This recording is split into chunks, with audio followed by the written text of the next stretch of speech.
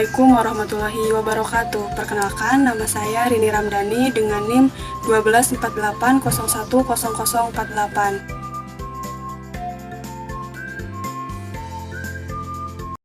Dalam konteks istilah politik modern, bagaimana sih ayat-ayat Nabi bisa digunakan untuk tujuan ideologis dan bagaimana pendekatan tafsir kritis dapat menangkal hal tersebut? Misalnya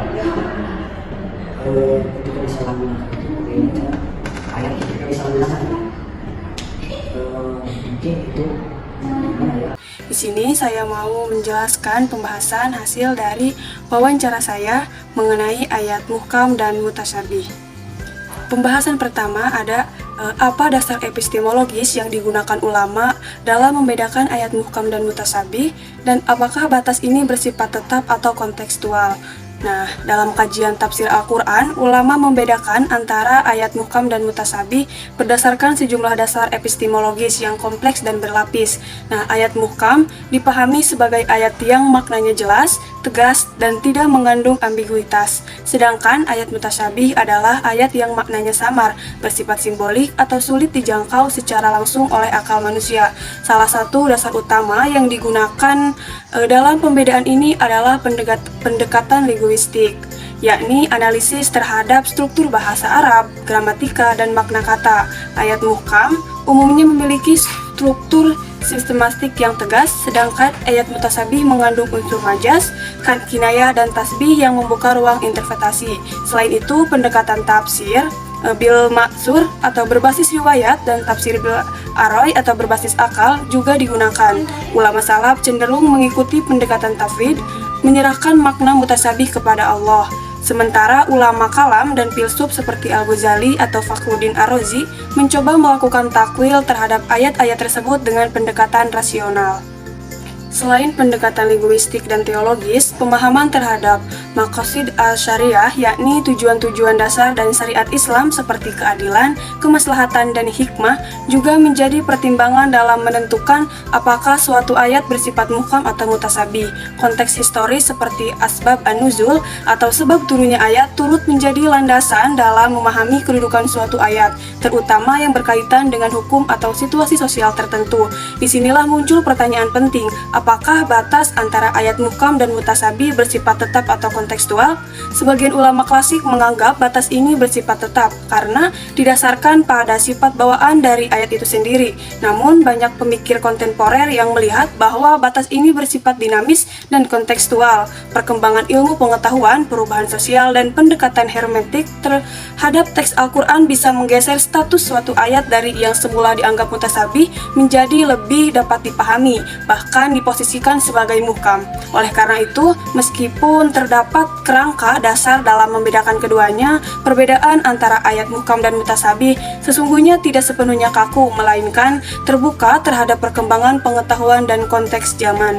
Pembahasan kedua, bagaimana klarifikasi ayat-ayat muhkam dan mutasyabih memengaruhi metode penafsiran dalam tradisi tafsir klasik dibandingkan dengan pendekatan tafsir kontemporer. Nah, klarifikasi ada di muhkam dan mutasyabih ada metode penafsiran baik dalam tradisi tafsir klasik maupun dalam pendekatan tafsir kontemporer. Dalam tradisi tafsir klasik, ulama sangat berhati-hati dalam menafsirkan ayat-ayat mutasyabih. Mereka cenderung mengedepankan prinsip kehati-hatian atau waro dan mengikuti metode tafsir tafwid, yaitu menyerahkan makna hakiki ayat-ayat mutasyabih kepada Allah tanpa menjelaskan secara rinci, terutama dalam hal-hal gaib atau sifat-sifat Tuhan. Hal ini tampak dalam pendekatan ulama salaf seperti Imam Malik dan sebagian dari Imam Ahmad yang menolak melakukan takwil terhadap ayat-ayat yang menggambarkan Tuhan dengan sifat-sifat yang menyerupai makhluk seperti tangan dan wajah. Sebaliknya, sebagian ulama klasik dari kalangan Asy'ariyah atau Mu'tazilah justru menggunakan mutasyabih, terutama yang menyangkut teologi dengan tujuan menjaga kemurnian tauhid dan menghindari tasbih atau penyerupaan Tuhan dengan makhluk. Sementara ayat-ayat muhkam dianggap sebagai landasan hukum, akidah, dan moral sehingga metode penafsirannya bersifat tekstual, normatif, dan lebih pasti. Di sisi lain, pendekatan tafsir kontemporer memperlihatkan pergeseran dalam memahami klarifikasi ini. Para mufasir modern cenderung melihat bahwa batas antara muhkam dan mutasyabih tidak selalu seperti tetap, melainkan dapat berubah seiring perkembangan ilmu pengetahuan, konteks sosial, dan dinamika pemahaman manusia terhadap teks. Dalam tafsir ini, kontemporer, ayat-ayat mutasyabih tidak semata-mata sebagai wilayah misteri ilahi yang harus ditunda maknanya, tetapi justru menjadi pintu untuk eksplorasi makna-makna simbolik, filosofis, bahkan saintifik. Misalnya, ayat-ayat yang membahas penciptaan alam semesta atau fenomena alam dalam Al-Quran dipahami ulang melalui pendekatan ilmiah dan filosofis modern. Pendekatan ini membuka ruang hermeneutika, semiotika, dan analisis historis sosiologis dalam tafsir yang jarang digunakan dalam tafsir klasik. Dengan demikian, jika dalam tafsir klasik klarifikasi muhkam dan mutasyabih digunakan untuk menentukan batas antara yang boleh ditafsirkan dan yang harus diserahkan kepada Allah, maka dalam tafsir kontemporer, klarifikasi ini lebih cair dan terbuka terhadap penafsiran ulang yang kontekstual dan multidisipliner. Pembahasan ketiga, dalam konteks sosial politik modern, bagaimana ayat-ayat mutasyabih disalahgunakan untuk tujuan ideologis dan bagaimana pendekatan tafsir kritis dapat menangkal hal tersebut. Dalam konteks sosial politik modern, ayat-ayat mutasyabih seringkali disalahgunakan untuk mendukung berbagai tujuan ideologis yang bersifat eksklusif dan otoriter. Karena ayat mutasyabih bersifat samar dan simbolik, kelompok-kelompok tertentu terkadang memanfaatkannya untuk menjustifikasi kekuasaan, memaksakan interpretasi tunggal, atau mengukuhkan narasi politik yang menggantungkan kepentingan mereka. Misalnya, ayat-ayat yang berkaitan dengan kekuasaan, takdir, atau hukum sosial maknanya sehingga menjadi alat legitimasi ideologi tertentu, bahkan dapat digunakan untuk menekankan oposisi atau mengekang kebebasan berpikir dan berpendapat.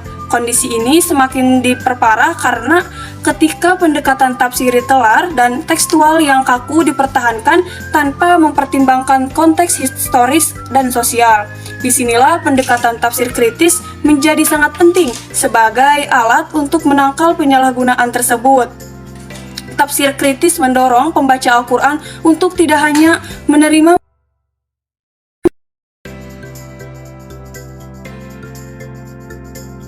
ini, mengajak umat untuk mengkritisi struktur kekuasaan dan ideologi yang mungkin tersembunyi dalam interpretasi ayat-ayat mutasyabih, sekaligus membuang ideal dalam penafsiran. Dengan cara ini, tafsir kritis mampu meminimalisasi manipulasi ayat-ayat Al-Quran untuk tujuan yang menyimpang dari nilai-nilai keadilan, kemanusiaan, dan kesejahteraan sosial yang sejati. Sekian pembahasan dari saya. Assalamualaikum warahmatullahi wabarakatuh.